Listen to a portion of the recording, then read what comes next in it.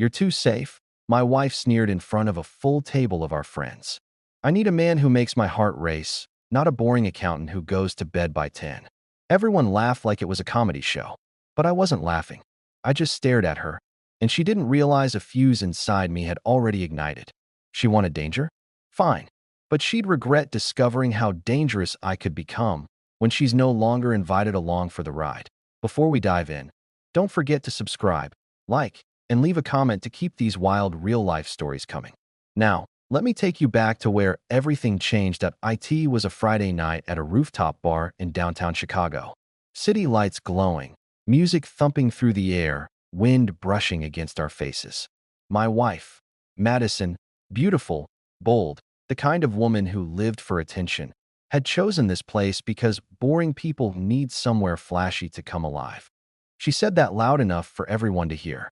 She loved those digs. She loved the reaction even more. I tried to brush it off. I sipped my drink, forcing a smile. I've always been the reliable one, the responsible one. The guy who pays bills on time. The guy who drives safely. The guy who plans ahead. The guy who gives his wife stability. And apparently, that made me pathetic. Our friends, or rather, her adrenaline-addicted crew, cheered on every reckless idea she breathed. When she suggested we all go skydiving next weekend, they roared like she'd just solved world hunger. "You coming, Brian?" asked her friend Tyler, grinning like a daredevil who never learned consequences. "Or is that too risky for Mr. Spreadsheet?" Madison giggled, leaning closer to Tyler than she ever leaned toward me in public anymore. "Brian doesn't do thrills," she said. "Unless you count rearranging the sock drawer." More laughter. Heads shook. Someone clinked a glass. I felt heat crawl up my neck, embarrassment mixing with anger. I wasn't afraid of trying new things. I just thought growing a future together mattered more than posing for social media. But that wasn't good enough for her anymore. "Babe," Madison continued, exaggeratedly sighing, "I married you thinking you'd loosen up eventually. But you're still the same safe, predictable guy. I want fire. I want someone who makes me feel alive." Her eyes flashed toward Tyler again. "Maybe you should take notes." That one landed like a punch. I studied her face. Perfectly made up, full of electricity, but lacking even 1 ounce of appreciation for who I'd been for her. The woman I married once admired that I grounded her. Now she resented me for it. People around us waited for me to defend myself, to argue, to beg. But anger doesn't always explode. Sometimes it freezes solid and sharp. I took another sip of my drink, tasting nothing but a bitter realization. I was the only one here still in our marriage. "Is that really what you want?" I asked quietly. She rolled her eyes. "Yes, Brian. I want excitement. I want risk. I want danger." She smiled wickedly. "Not whatever this is." I nodded once, not weakly, not defeated, just acknowledging the truth. She spit in my face. The wind blew colder, but for the first time all night, I felt strangely warm inside. Purposeful.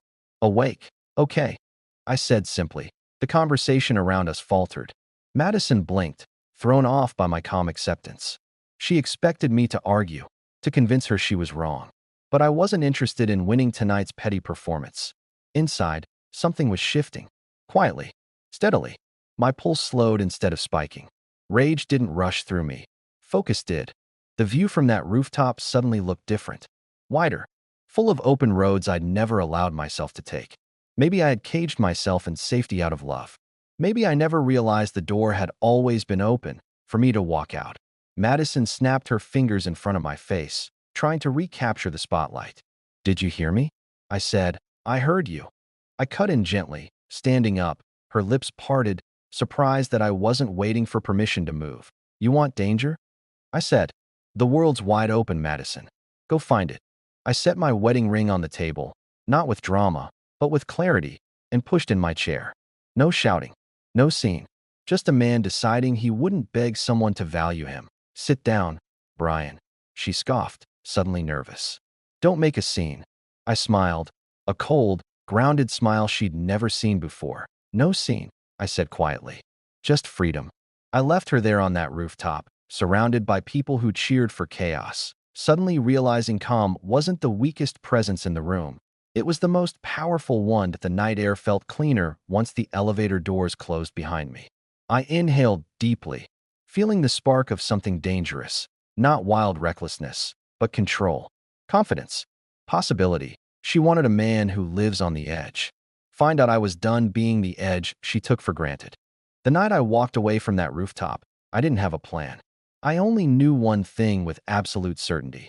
I wasn't going to spend another second proving my worth to someone who couldn't see it. I drove with the windows down, the city lights blurring past like streaks of possibility. I stopped at a small overnight motel on the edge of town. No luggage, no toothbrush, just the clothes on my back and a sudden rush of freedom I could feel in every heartbeat. The next morning, while the sun cracked open a new day, I stared at myself in the bathroom mirror. My reflection looked tired but awake. Changed. And I realized I didn't want to return to the version of myself who sought permission to live that I drove straight to a motorcycle dealership. Something about the machines lined up under bright lights pulled me in like fate. The salesman, a bearded guy named Rick, asked what kind of riding experience I had. None, I said. He raised a brow, smirked. You sure you're ready for this? I thought of Madison's smirk, her mocking voice, her flirting with Tyler. Yeah, I said. I'm ready for something different. A few hours later, after paperwork and a short training session, the ignition roared beneath me. The vibration traveled up through my spine like electricity. The first ride was shaky, adrenaline raw and real. The wind attacked my face and jacket, pure, thrilling chaos. I wasn't just alive. I was living. I rented a small apartment near the city's industrial district, a place with exposed brick and zero reminders of the life I left behind. In the evenings, I rode with a local motorcycle group, people who laughed loudly, lived boldly, and didn't judge me for being new to the thrill. They called me Blue because of the navy riding jacket I'd bought on a whim that I stopped answering Madison's messages. At first, they were cold. So you're just going to act dramatic? Then confused. What are you doing? Where are you? Then panicked. Brian, please call me. I'm scared. What's happening? I didn't respond. Not because I hated her, but because I was busy discovering parts of myself she never let breathe. Work noticed the change too. I wasn't the cautious guy triple-checking every decision. I was sharper, bolder, taking lead on tough accounts. My boss, a tough-minded woman named Karen, called me into her office one afternoon. I don't know what flipped in you, she said, but this is the best version of you I've seen in years. Keep going. That simple acknowledgement confirmed something. Excitement didn't mean stupidity. Risk didn't mean recklessness. There was a balance, and I was finding it. Friday nights were no longer about rooftop humiliation. They were about open roads under moonlight. About bonfires behind a warehouse where riders told stories of survival and victory. That's where I met Jessica. She was leaning against her matte black motorcycle, leather jacket zipped up, hair in a loose braid that looked like it could unravel with one good gust of wind. She saw me struggling to unclip my helmet and walked over, smiling like danger wrapped in warmth. New, she asked. Is it that obvious? Only because you're looking at the bike like it's either going to kill you or make you a god. Her laugh was low and fearless. She introduced herself and didn't treat me like a rookie or a joke. She asked about me, my job, my interests. Not once about what my wife wanted me to be. We spent the night riding through the outskirts of town. At a scenic overlook, we sat on a guardrail watching the highway glow below. When I told her my wife thought I was too safe, Jessica shook her head. Safety isn't the absence of adventure, she said. It's knowing what's worth risking everything for. Her words hit deeper than she knew. Days blurred into nights. I started working out again, lifting, running, pushing myself harder. My body responded fast, stronger, leaner. Even the way I carried myself changed. The man in the mirror looked like someone who didn't wait for permission to take up space. Weeks passed, and Madison's messages grew frantic. I miss you. I didn't mean what I said. We can fix this. Please just come home. I stared at the texts like they were written by a stranger. The woman who wanted danger couldn't handle even a taste of uncertainty. One day, she showed up at my office, bursting through the lobby, breathless, eyes locked on me like I was prey that slipped the trap. She froze when she saw me, fit, confident, cool leather jacket draped over my arm. Her voice broke. What happened to you? Everything in me wanted to answer. You did, but instead, I said, I just finally listened. She blinked, confused. Listened to who? She asked. To the part of me you never cared to know.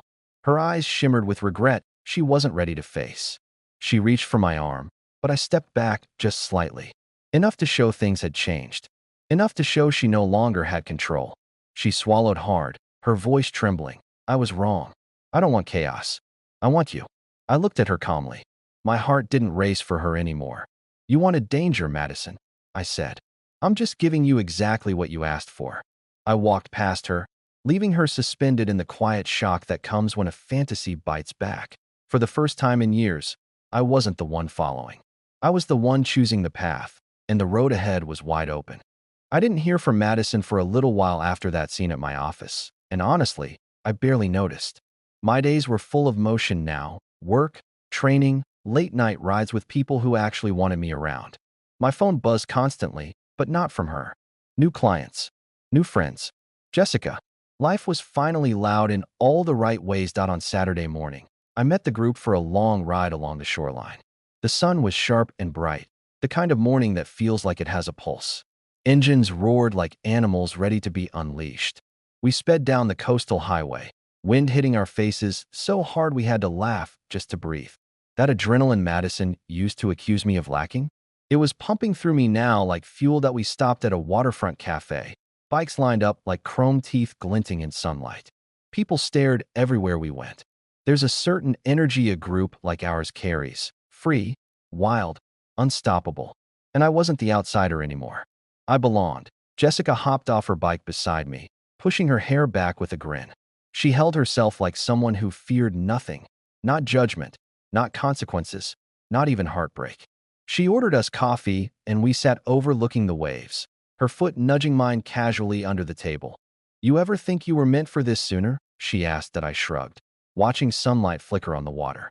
I think I was waiting for permission. And now I give it to myself. She smiled like she approved of the answer. That kind of approval felt addictive. The afternoon rolled into evening, and later the group planned to hit a club downtown. Jessica insisted I come. I didn't hesitate. I dropped my bike off at my apartment to grab a shower and change. When I looked in the mirror, I noticed my face had changed even more. Sharper, confident eyes. A man who looked like he made decisions instead of excuses. That I remembered the old me. Cautious, careful, invisible. Then I thought of Madison telling me I wasn't enough spark. It almost made me laugh out loud. The club was packed, music pounding like a heartbeat you could dance to. Lights cut through the dark in bright flashes. Jessica grabbed my hand and dragged me into the crowd, bodies swaying everywhere. She moved close, too close to misunderstand, her arms sliding around my neck. The beat took over, and suddenly nothing existed except her breath on my skin and the rush of freedom running wild inside me. Hours passed in a blur of neon and heat. When we stepped outside for air, she pulled me into a kiss that erased the last trace of the safe man I once was. It wasn't forced. It wasn't a reaction. It was a choice. That we laughed as we walked down the sidewalk, fingers intertwined. That's when I saw her. Madison. She stood under the streetlight, dressed like she was ready for a night of mayhem. Short skirt, red lipstick, hair curled just right. But she wasn't shining tonight. She looked shaken and small, like she'd stepped into a world she didn't know how to navigate. Her eyes widened when she saw me with Jessica. She froze mid-step. And then the shock turned into something uglier, fear mixed with regret. Brian? She choked out. Jessica looked at me, eyebrows raised slightly, reading the tension instantly. Madison walked closer, voice trembling. What are you doing? She demanded, staring at our locked hands. Living, I said simply. That's not you, she snapped, almost desperate. You're acting like someone else. No, I corrected. I'm finally acting like myself. Jessica didn't flinch or retreat. She just stood there, confident, unbothered. Everything Madison tried to pretend she was to Madison's eyes darted between us as if trying to rewrite what she saw. Brian, listen to me, she said, trying to steady herself. I was wrong. I pushed you too far. I didn't think you'd actually change. That's the problem, I replied. You thought transformation only happens when you control it. She reached for my arm like she used to, expecting me to soften, to collapse, to choose comfort over courage. But I stepped away. Her hand hung suspended in the air, trembling. You can't just walk away from everything we built, she said, voice cracking. I didn't walk away from anything, I said, staring right into her eyes. I walked away from someone who didn't appreciate it. The crowd pulsed around us, headlights sweeping over the scene as cars passed. A city alive, but suddenly quiet enough for her to hear the truth she never expected. Madison's lips quivered. I wanted excitement, not this, she whispered. I didn't want to lose you. I held her gaze. That's what happens when you play with fire, Madison, I said. Sometimes the fire finds a new direction, and it doesn't take you with it. She stared at me like she finally saw a stranger. The kind she used to fantasize about. Dangerous, confident, wanted, and the kind who doesn't need her approval to exist. I turned to Jessica, who simply nodded, like she'd known this moment was coming before I did. We walked away together, leaving Madison planted on that sidewalk, drowning in the consequences of a game she thought she controlled. The night wasn't done. The road wasn't done. My life wasn't done. I was only getting started. Madison didn't disappear after that night. No, seeing me with someone who matched the fire she once claimed to crave lit a different kind of rage inside her. She texted, called, even showed up outside my apartment building once, mascara smeared and voice breaking as she begged for one more chance. The same woman who mocked me for being predictable now stood trembling because I was no longer predictable for her. But I wasn't cruel. I didn't yell or throw her mistakes in her face. I simply didn't step backward. I had fought too hard to find the version of myself she never believed in. Work surged forward. My boss trusted me with deals she used to hand to the top sharks in the company. They saw someone decisive now, someone not afraid to challenge, negotiate, win. People treated me differently because I treated myself differently. Funny how that works. I'd show up in the leather jacket from my rides after hours, hair tousled from the wind, energy alive. Coworkers would joke that I must have traded lives with someone else. I'd just smile. They didn't need to know the details. Nights with the motorcycle crew became more than adrenaline. They became belonging. We rode far, up into the hills where the city looked small, like a toy set far below real life. We'd sit around bonfires with music and beer, stories flowing like gasoline. Jessica always sat beside me, leaning her head on my shoulder in a way that made the world feel steady, even when we were flying through it at 80 miles an hour. She never asked me to change. She never demanded danger. She just welcomed who I was becoming. Then came the night everything came full circle. My company held its annual celebration, a massive downtown event with cameras, champagne, and too many sequins. I hadn't planned to bring anyone, but Jessica insisted on coming with me. She arrived in a fitted black dress, confidence radiating from every step. She wasn't there to impress anyone. She was just herself, bold and unapologetic. I realized how rare that was, how valuable. The ballroom glittered with people trying too hard to be seen. But the moment we walked in, eyes shifted toward us. Not because we wanted attention, but because we looked like two people who didn't need approval. That's the kind of presence you can't fake. I was speaking with a couple of executives when I felt the shift in the air. Attention, like the temperature dropped a degree. I didn't have to turn around to know she was there.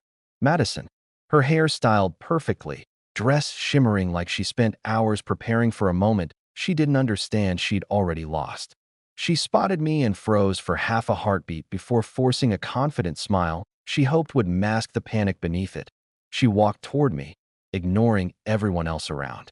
She always assumed the world paused for her.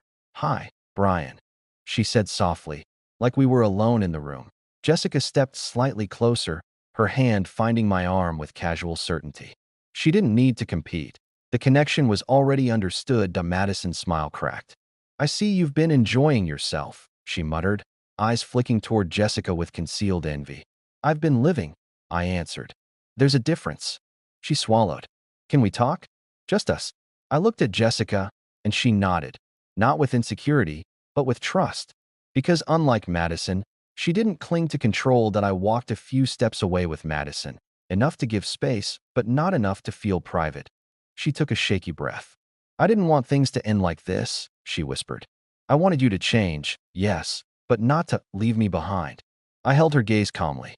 "I didn't leave you behind. You let go first." A flash of guilt crossed her face. "I was stupid. I thought if I pushed you, you'd fight for me. I didn't think you'd fight for yourself instead." "That's exactly the problem," I replied. "You weren't cheering for my growth. You were challenging my worth." Her voice cracked. "I want the man you are now. I exhaled slowly. Not angry, not triumphant, just done with the cycle. The man I am now, I said, isn't waiting to be chosen anymore. For a moment, she stood absolutely still, eyes shattering with the realization that her gamble cost her the very thing she once claimed to want. The room continued buzzing with celebration, while the truth settled on her shoulders heavier than any insult she ever threw. That I placed my hand gently on her arm, not to pull her close, but to make sure she understood. You wanted fire, Madison, I said quietly. But you forgot. When you play with fire, you either feed it or you get burned. Her lips trembled. No comeback. No performance. Just the raw consequence of her choices. That I walked away before she could speak another word. Jessica welcomed me back with a smirk. Done? She asked. Yes, I said. Finally. And when she took my hand again, it felt like a future, not a rebuke. We danced beneath the golden ballroom lights while Madison stood alone, forced to watch the danger she used to fantasize about become something real, something she no longer had access to. I didn't become reckless. I didn't lose myself. I simply stopped living a life built to impress someone who never valued the effort. That I became the version of myself that was always waiting under the surface, the one who didn't fear the edge anymore, because sometimes the safest choice is choosing to stop being the safe choice. And in that moment, she understood something too late. Adrenaline is exciting, but regret? Regret is the real danger. If you enjoyed this story, make sure to subscribe, hit like, and leave a comment. Your support keeps these powerful stories coming.